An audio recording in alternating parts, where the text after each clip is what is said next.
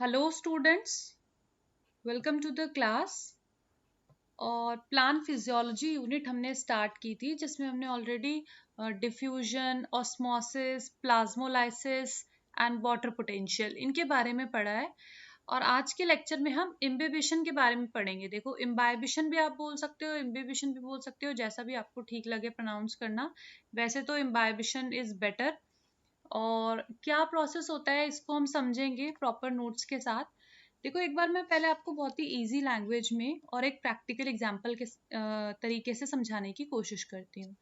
देखो, rainy season में क्या होता है, आप लोगों ने खुद ऑब्जर्व किया होगा कि जो डोर्स होती हैं, विंडोज होती हैं, जो भी वुडन थिंग्स होती हैं, ये स्वेल होने लगती हैं, है ना। डोर्स टाइट होने लगते हैं क्योंकि वुडन जो वुड है डोर की, वो स्वेल होने लगती है ड्यूरिंग द रेनी सीजन।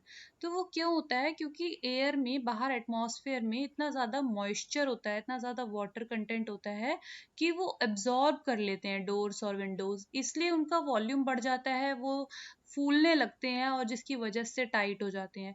तो ये जो प्रोसेस है जिसमें कि सॉलिड किसी चीज ने वाटर को एब्जॉर्ब किया है, जिसकी वजह से उस सॉलिड थिंग का वॉल्यूम बढ़ गया है, उसी प्रोसेस को इम्बाइबिशन बोलते हैं। ठीक है, क्या होता है ये प्रोसेस, अब आप समझेंगे तो आपको इजीली समझ में आएगा। ये क्या प्रोसेस है? Absorption of water.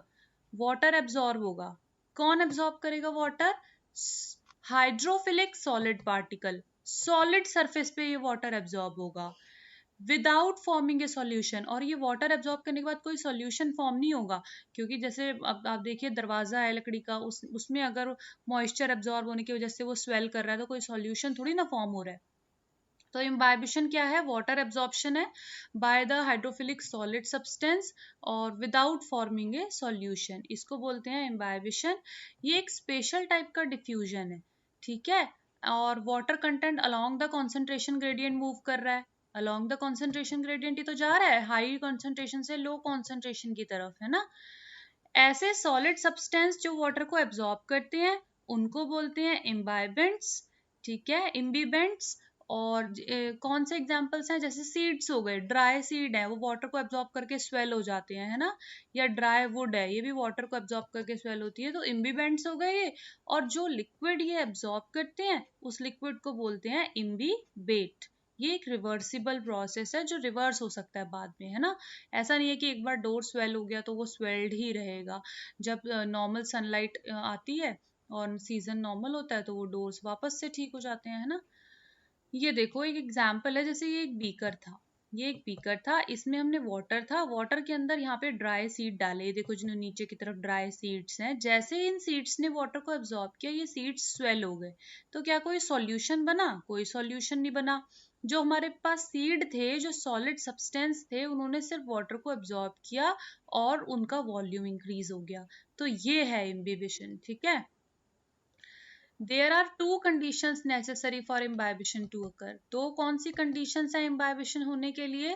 पहली तो ये कंडीशन है कि जो एब्जॉर्बेंट है, यानी कि जो सॉलिड सरफेस एब्जॉर्ब करेगा वाटर को, वो, और जो लिक्विड मीडियम इम्बाइब हो रहा है, जो लिक्विड अंदर एब्जॉर्ब हो रहा है, वो, इन दोनों के बीच में वाटर पोटेंशियल ग्रेडियंट होना जरूरी है। यानी कि बाहर वाटर ज्यादा और सीड के अंदर या ड्राई वुड के अंदर जो भी एब्जॉर्बेंट है उसके अंदर वाटर कम, जिसकी वजह से हाई वाटर कंटेंट से लो वाटर कंटेंट की तरफ वाटर मूव करेगा, इम्बाइबिशन होगा, है ना। तो वाटर पोटेंशियल ग्रेडियंट होना जरूरी है। और दूसरी चीज क्या, कि जो एब्जॉर्बेंट है और जो लिक्विड है इम्बाइब हो रहा है, उन दोनों के बीच में एफिनिटी होना जरूरी है। तो ये दो कंडीशन होंगी तो इम्बाइबिशन होगा। ठीक है, एग्जाम्पल देखो आप, absorption of water bye seed and dry would. जो ड्राई सीड्स होते हैं हमारे पास, वो वाटर्स की वजह से स्वेल करते हैं। कैसे? क्योंकि जब वाटर उनके अंदर डिफ्यूज करता है by the process of imbibition, तो वो स्वेल करते हैं, वो जर्मिनेट करते हैं। कैसे जर्मिनेट करते हैं? सीड कोट जो है वो रप्चर होता है और उसमें से फिर सीडलिंग इमर्ज आउट होता है ना। तो सीडलिंग इमर्ज आउट होता है और it is due to high imbibition pressure developed by the seed kernel. ठीक है, क्योंकि वाटर के जब सीड के अंदर वाटर एब्जॉर्ब हो जाता है तो सीड कर्नल से में प्रेशर क्रिएट होता है, हाई इम्बाइबेशन प्रेशर डेवलप होता है, जिसकी वजह से सीड कोट रप्चर हो जाता है और सीड इमर्ज आउट हो जाता है ना। तो इम्बाइबेशन से ही सीड्स जो है जर्मिनेट करते हैं। अब एक टर्म हमारे पास है डिफ्यूजन प्रेशर डेफिसिट या फिर सक्शन प्रेशर। देखो ये दो टर्म्स अलग अलग हैं लेकिन मीनिंग इनका सेम है। जैसे डिफ्यूजन प्रेशर डेफिसिट जिसको डीपीडी कहते हैं, ये जो टर्म है ये मेयर ने दिया है, और सक्शन प्रेशर जो टर्म है ये रेनर ने दिया है। ठीक है, होते दोनों चीजें एक ही हैं, समझ में आ गई। देखो डिफ्यूजन प्रेशर डेफिसिट क्या होता है, ये कह रहे हैं कि हर एक लिक्विड का एक डिफ्यूजन प्रेशर होता है।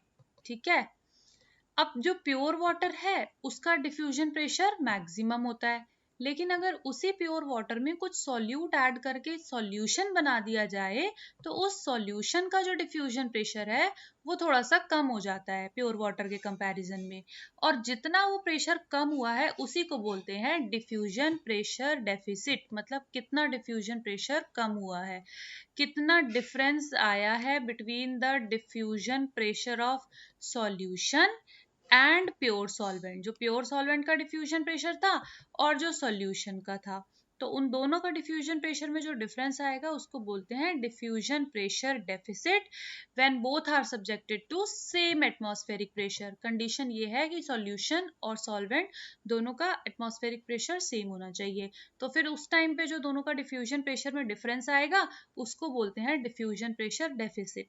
अब इस डिफरेंस को कम करने के लिए, इस डेफिसिट को कम करने के लिए जो सॉल्यूशन है ना वो बाहर से सॉल्वेंट से जो है और ज्यादा वाटर मॉलिक्यूल को एब्जॉर्ब करेगा, ताकि ये जो डिफ्यूजन प्रेशर कम हुआ है उसका जो डिफ्यूजन प्रेशर की डेफिशिएंसी हुई है उस सॉल्यूशन में वो उसको कंपीट कर सके, इसलिए वो वाटर मॉलिक्यूल को या सॉल्वेंट मॉलिक्यूल को एब्जॉर्ब करेगा सॉल्यूशन, यानी कि वाटर मूव करने लगेगा लो डिफ्यूजन प्रेशर डेफिसिट से हाई डिफ्यूजन प्रेशर डेफिसिट तक। इस तरीके से जो डिफ्यूजन प्रेशर डेफिसिट है उसको हम ये कह सकते हैं it is the water absorption capacity, क्योंकि अगर सॉल्यूशन बन गया उसका डिफ्यूजन प्रेशर कम हो जाएगा प्योर वाटर से, यानी कि डिफ्यूजन प्रेशर डेफिसिट जो है जितना ज्यादा होगा उतना ही ज्यादा फिर वो सॉल्यूशन वाटर को एब्जॉर्ब करने की कोशिश करेगा ताकि उसका डिफ्यूजन प्रेशर जो है ये डेफिसिट कम हो सके। यानी कि उसका भी वो चाहेगा वो सॉल्यूशन की जैसे प्योर सॉल्वेंट का डिफ्यूजन प्रेशर हाई होता है तो उस सॉल्यूशन का भी हाई हो पाए, इस डेफिसिट को कम करने के लिए वो ज्यादा वाटर को एब्जॉर्ब करेगा। यानी कि जो डिफ्यूजन प्रेशर डेफिसिट है वो एक तरीके से किसी सॉल्यूशन की वाटर को एब्जॉर्ब करने की कैपेसिटी है। ठीक है, इसलिए बोलते हैं diffusion pressure deficit is water absorption capacity. इसीलिए जो डिफ्यूजन प्रेशर डेफिसिट है it can also be called as suction pressure. Diffusion pressure deficit को सक्शन प्रेशर भी कहते हैं, तो यानी कि वाटर उतना ही ज्यादा वो सक करेगा ना फिर, और इसकी वैल्यू हमेशा पॉजिटिव होती है।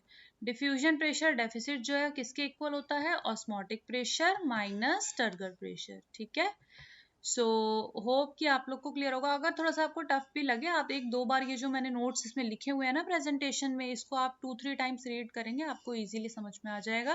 पहली बार सुनने में लगता है थोड़ा कंसेप्चुअल चीज है, but if you will read it you will easily be able to understand. ठीक है, ये लास्ट पॉइंट है जिसमें 3 इंपॉर्टेंट फीचर्स मेंशन कर रखे हैं इम्बाइबिशन के।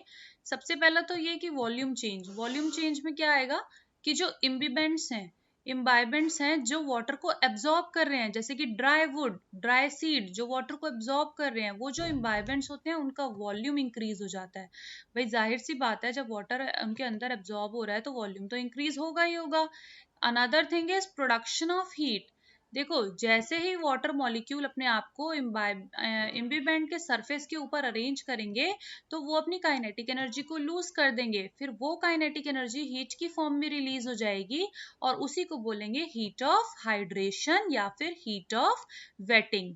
ठीक है, यानी कि प्रोसेस कैसा है, एक्सोथर्मिक है। जब ये प्रोसेस होता है तो हीट रिलीज होती है। क्यों? क्योंकि जो वाटर मॉलिक्यूल आके इम्बिबेंट के सरफेस पे अटैच होते हैं तो उनकी जो काइनेटिक एनर्जी होती है फिर वो जो है हीट की फॉर्म में रिलीज आउट होती है। ठीक है, डेवलपमेंट ऑफ प्रेशर, भाई जाहिर सी बात है जब वाटर अंदर जाएगा किसी ड्राई वुड या ड्राई सीड के, तो जब वाटर अंदर फिल होगा तो वो वाटर जो है वो प्रेशर क्रिएट करेगा। इम्बिवेंट अगर उसी जगह पे कन्फाइंड है तो इसका मतलब जैसे ही उसने वाटर को एब्जॉर्ब किया तो ग्रेट प्रेशर डेवलप हो जाएगा सीड के अंदर या वुड के अंदर। उस प्रेशर को इम्बिबिशन प्रेशर बोलेंगे या फिर मैट्रिक पोटेंशियल भी बोलेंगे। ठीक है, सो होप कि आप लोग को क्लियर हो गया होगा इम्बिबिशन का प्रोसेस। बहुत सारा, ऑलमोस्ट सारा कॉन्सेप्ट यहाँ पे मैंने क्लियर किया है। नोट्स इसी में है, आप कॉपी कर लीजिएगा और उसको 2-3 टाइम्स आप रीड करेंगे, आपको इजीली कॉन्सेप्ट क्लियर हो जाएगा। Okay, so stay tuned with the classes. Concepts and Notes Academy by Ayushi. We'll meet soon in the next class. Thank you.